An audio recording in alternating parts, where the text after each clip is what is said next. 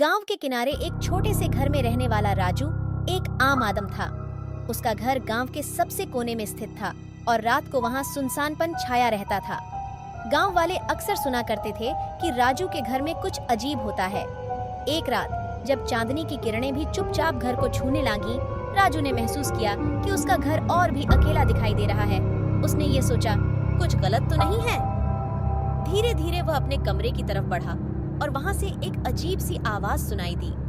वह आवाज का पीछा करने लगा और उसने देखा कि एक पुराना साक्षात्कार विचारशील बैंड बज रहा था जो उसके कमरे में आसपास घूम रहा था। राजू को थमने का सा हुआ लग रहा था, लेकिन आवाज बंद नहीं हो रही थी। वह बंदूक की तरह डर से अपने कमरे की ओर बढ़ा और फिर उसने देखा कि एक आत्मा सा रूप वहां एक कोने में बैठी हुई थी। तुम कौन हो? राजू ने डर के साथ पूछा।